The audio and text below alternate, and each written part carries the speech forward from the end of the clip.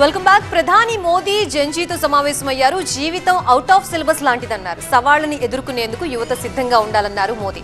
వికసిత్ భారత లక్ష్య సాధనలో యువతే కీలక పాత్ర పోషిస్తారని స్పష్టం చేశారు. జీవితం ఎన్నో సమస్యలు తీసుకొస్తుందని, కానీ ఆ సమస్యలే అవకాశాలు కల్పిస్తాయన్నారు మోదీ. జెన్జీతో మమేకమయ్యే ప్రయత్నం చేస్తున్నారు ప్రధాని మోదీ. ఢిల్లీ ఐఐటి 57వ స్నాతకోత్సవానికి ముఖ్య అతిథిగా మోదీ హాజరయ్యారు. 3000 మందికి పైగా స్నాతకోత్సవంలో పట్టాలు ప్రదానం చేశారు. నీట్ పేపర్ లీక్ పై ఢిల్లీ జంతర్ మంతర్లో విద్యార్థుల ఆందోళన తర్వాత యువతకు చేరువయ్యేందుకు మోదీ ప్రయత్నించారు. క్యాంపస్ లైఫ్ ను విద్యార్థులు ఎప్పటికీ గుర్తు పెట్టుకుంటారని అన్నారు. విద్యార్థులు కేవలం డిగ్రీలు మాత్రమే తీసుకోవడం లేదని, దేశ స్వప్నాన్ని సాకారం చేస్తున్నారని మోదీ ప్రశంసించారు. జీవితం అవుట్ ఆఫ్ సిలబస్ లాంటిదన్నారు. సవాళ్లను ఎదుర్కొనేందుకు యువత సిద్ధంగా ఉండాలన్నారు. తమ ప్రభుత్వం యువతకు కొత్త రంగాల్లో అవకాశాలు కల్పిస్తోందన్నారు. ఇప్పుడు స్పేస్ టెక్నాలజీ రంగంలో కూడా యువత స్టార్టప్లు ప్రారంభిస్తున్నారని ప్రశంసించారు.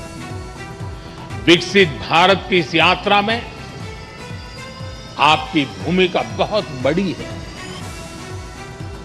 देश का युवा जितना सशक्त होगा उतना ही देश सशक्त होगा।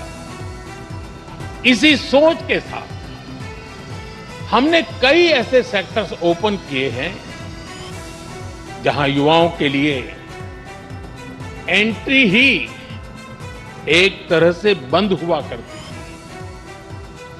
सरकार की आधुनिक नीतियों की वजह से आज देश में युवाओं के लिए नए नए सेक्टर्स भी बन रहे हैं. మార్పు అనేది సవాళ్లు అవకాశాలతో కూడుకుని ఉంటుందన్నారు మోదీ. జీవితం ఎన్నో సమస్యలు తీసుకొస్తుందని, కానీ ఆ సమస్యలే అవకాశాలు కల్పిస్తాయన్నారు. పెద్ద సవాళ్లు ఎదురైనప్పుడు భయపడరాదని, చిన్న చిన్న భాగాలుగా విడదీసి చూడాలన్నారు.